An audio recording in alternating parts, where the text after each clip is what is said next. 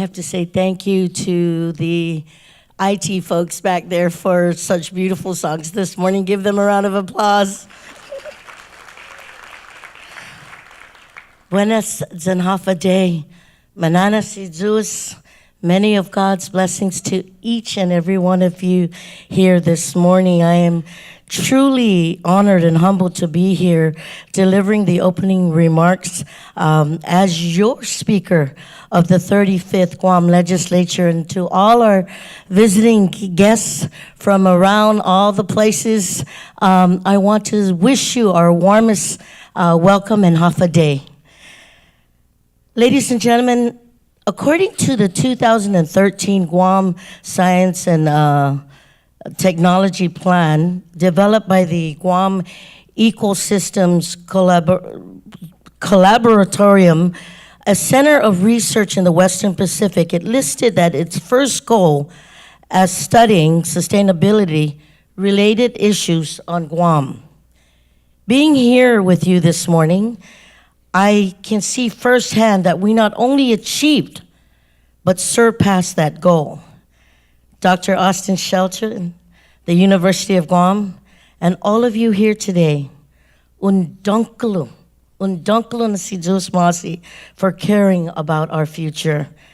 Can we please give these folks and this young gentleman a big round of applause?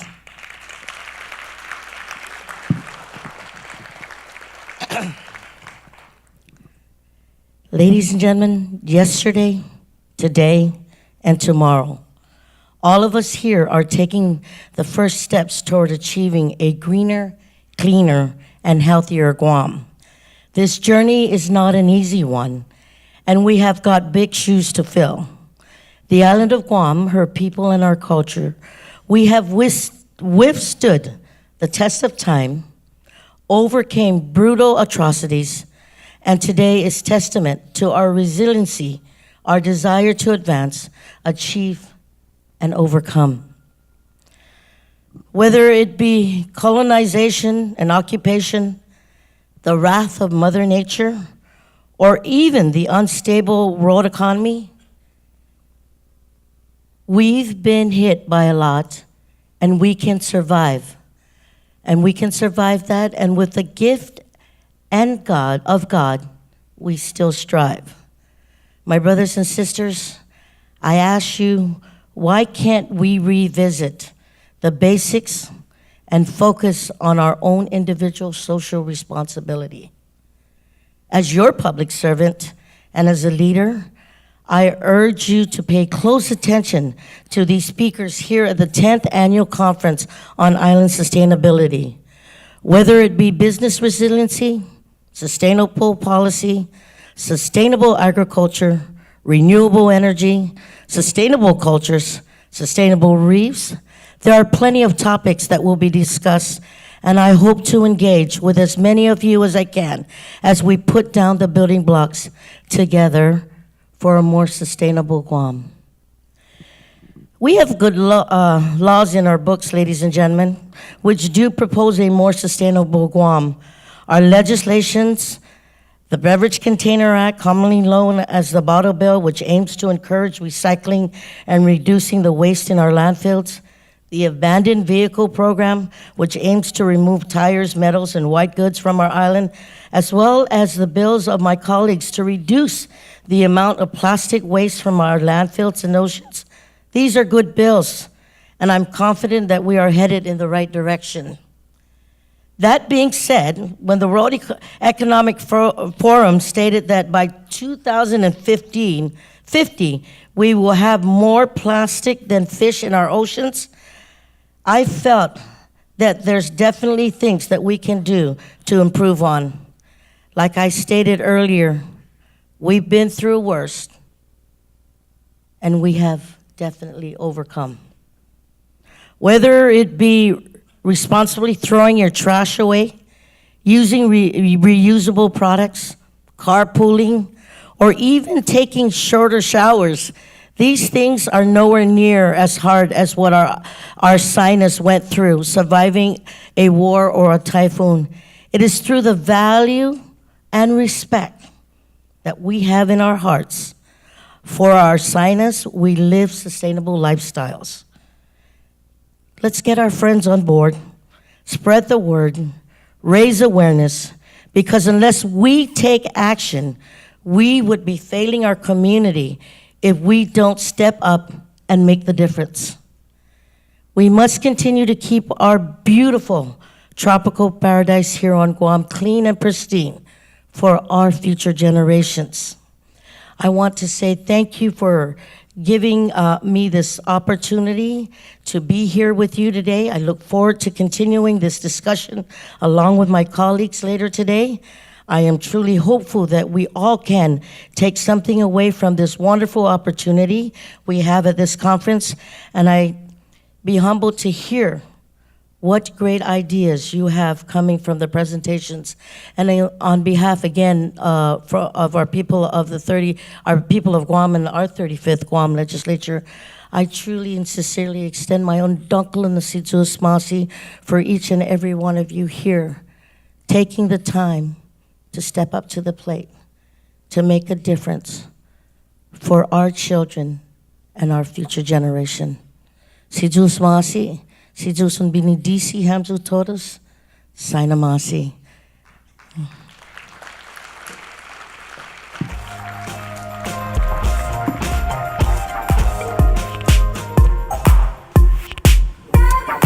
Wow, who is this DJ? I think it's great. It's a good way to start the day. So good morning, everybody. Manana CISX para todos hamzu. Thank you so much for being here. And, I was thinking, I just drove in, and I just came from speaking to about 100 students at the J.P. Torres Success Academy. And I was just thinking in my mind that even that program in itself, which has renewed itself and rebranded itself, it started off as JP Alternative School. And many years ago, when the superintendent first started, and I was working with him on juvenile justice reform at the court when I was the administrator, it was a place that school principals were basically pushing their problem kids that they didn't want to deal with anymore. And it was really, really cementing a well-known pathway to prison through the juvenile justice system, and this island of ours has been suffering from decades of a culture of mass incarceration. So I'm up there at JP Success Academy, right? Just even basic branding and changing it. And hearing from students, and Senator Rangel was telling me he participated in a forum where there were student leaders from all of the high schools and JP Torres Success Academy. And he was pointing out to me that when they were talking about student achievement and school discipline and all these things, it was the student from JP Torres Success Academy that was leading the discussions.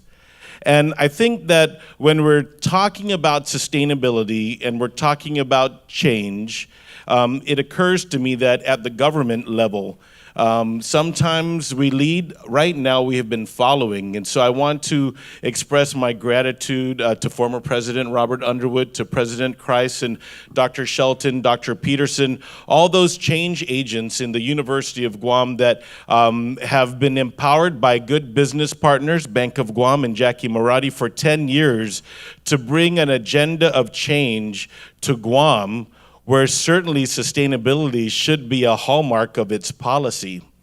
And I think about Guam and its strategic place.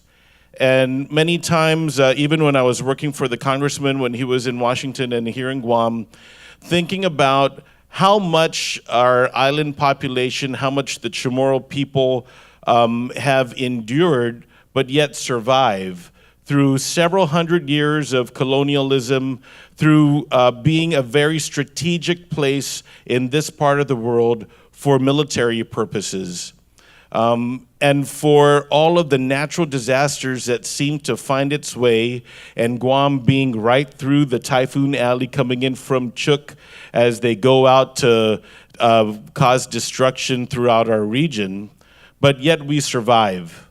Our language continues to survive, and I would say that our language is thriving right now compared to where it was maybe 25, 30 years ago, thanks to the efforts of a lot of our leaders.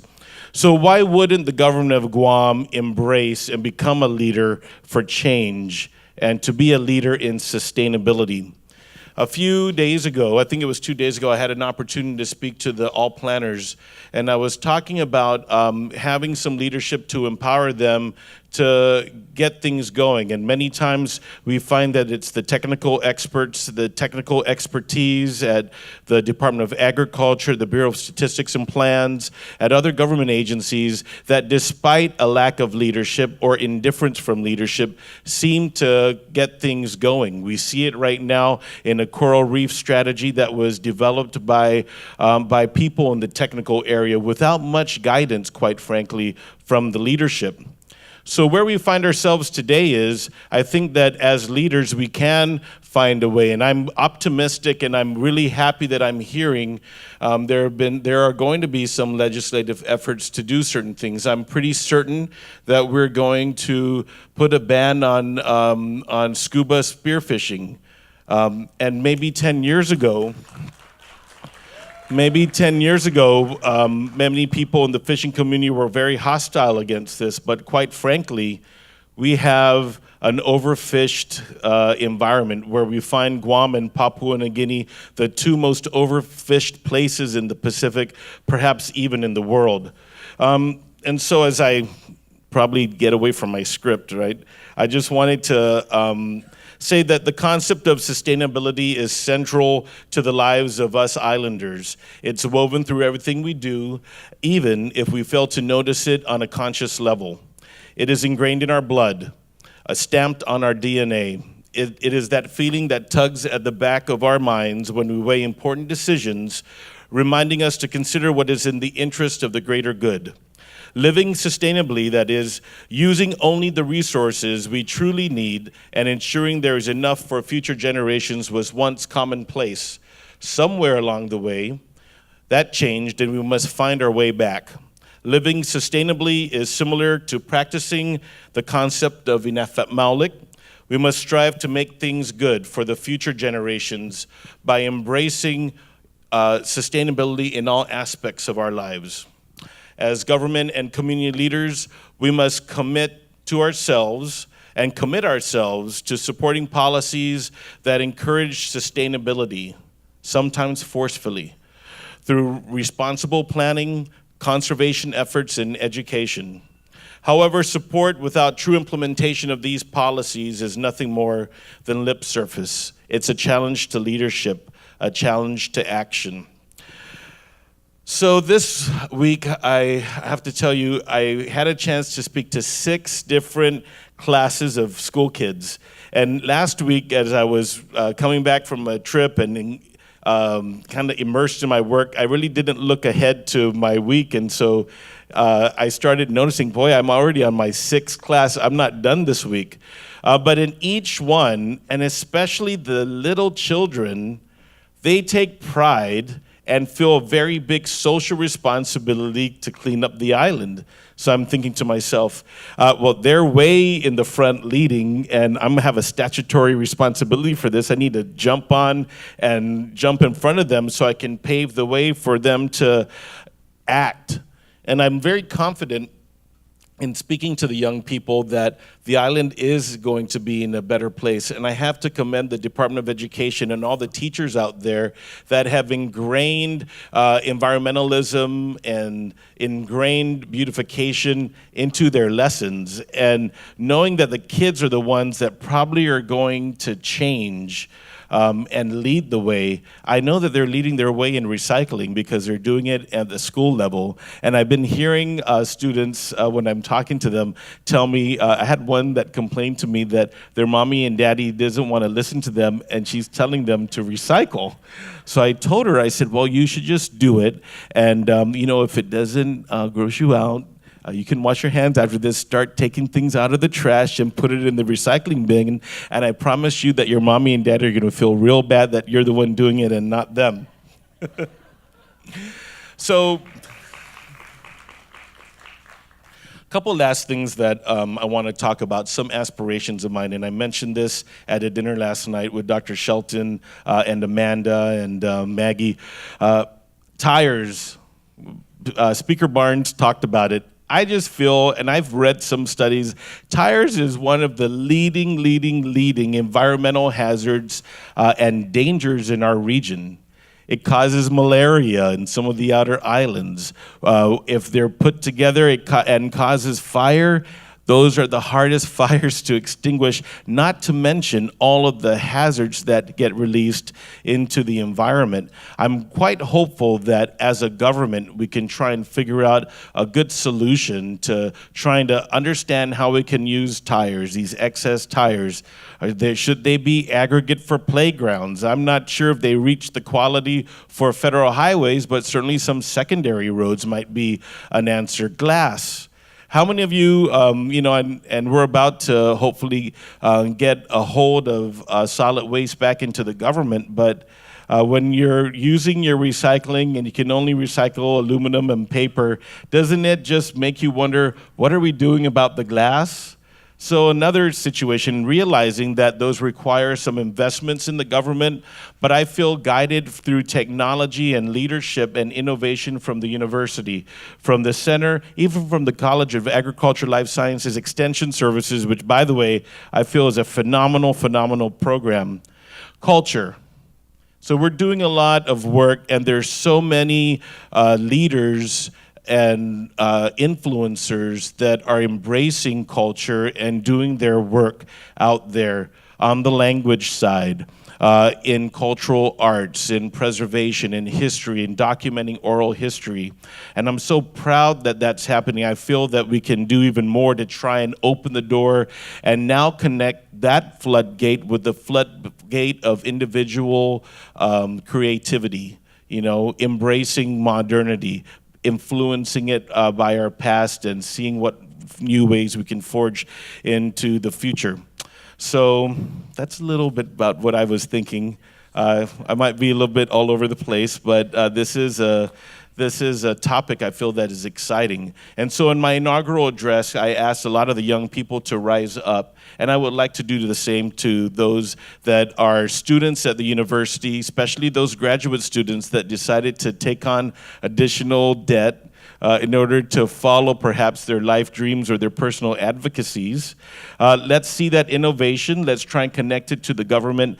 Let's try and find some solutions. And next year in the 11th conference, hopefully we find a path to recognize and to take a look at these projects. I know that we recognize some projects this year from the high school students, and I understand, did they announce it already who won, or I shouldn't announce it?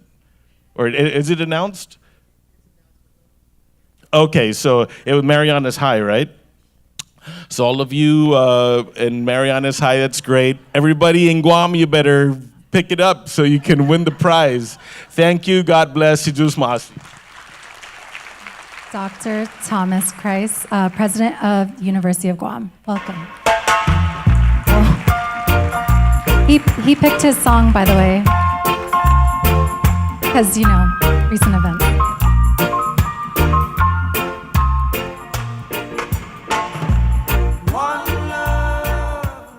Professor Weber should be pleased that I chose that music. So Professor Weber, head of the Mona campus of the University of the West Indies in Jamaica. So buenas and hafade, thank you very much for this great turnout. This is over 300 people participating in this 10th anniversary Center for Island Sustainability Conference. And I've been very pleased yesterday to be able to host a group of university presidents and heads college and university heads and presidents for a summit on sustainability. So this is the second one. We did one last year led by President Emeritus Robert Underwood. And so we followed up this year with a renewed commitment to the principles that were decided on last year, and we also decided to move in a more positive direction to take action. And I should say that I'm so pleased that Speaker Munya Barnes and Lieutenant Governor Tenorio have, in their remarks, connected the sort of environmental sustainability that we think of when we think of the word sustainability, and then to tie that to culture and to all the other disciplines. And I think the Center for Island Sustainability in this conference is helping us realize that sustainability covers the whole preservation of who we are. And so it's the land and the sea and the culture, the language. It involves policy and economics. And so the sustainability we have to achieve is the sustainability of everything that we care about. And so I'm so pleased to hear that kind of language. And I think the title of the conference, Sustainable Then, Sustainable Again, question mark, calls attention to the importance of sustainability across many disciplines. And of course, the University of Guam covers many of these disciplines that we need to address. And I think that the University of Guam is and needs to be part of the solution to every problem that we face. So I'm pleased, very pleased to be part of the Triton team.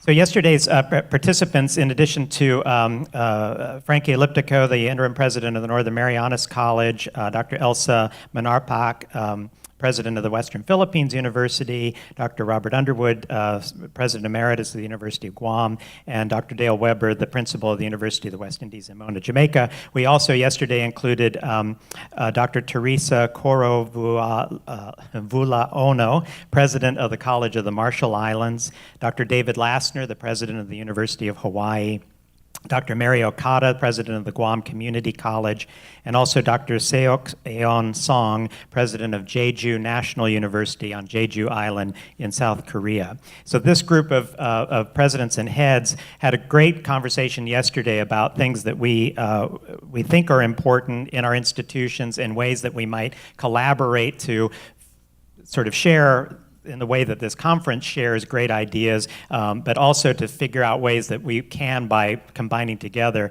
do more. And so this group also made a commitment to building the connections among our island universities by having the heads of our research organizations communicate with each other and begin to think about ways that we might collaborate. Also to connect the heads of our workforce development parts of our colleges and universities to connect to figure out ways that we might collaborate in the future.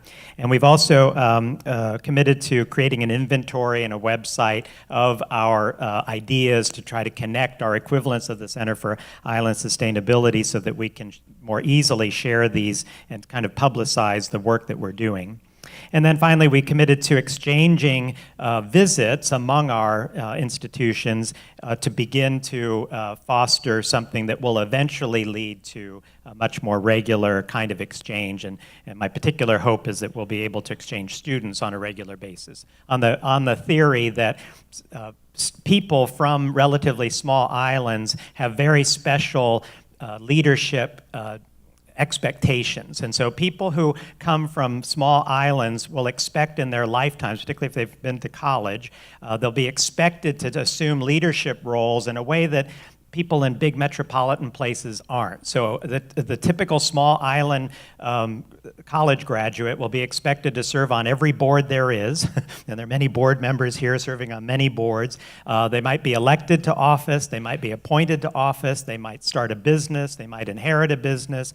There's leadership expected of people in small island communities that's different, and we need to help develop the capacity of our graduates to assume all of these many different kinds of roles. And so I think the exchange of students, particularly students, among relatively small island universities would help foster this sense of the special nature, the leadership role of island leaders, of island people in helping to solve our problems. And so last year's presidential summit used as its touchstone the tagline for the University of the Ryukyus in Okinawa. And their tagline, or their sort of mission statement, is island wisdom for the world, for the future.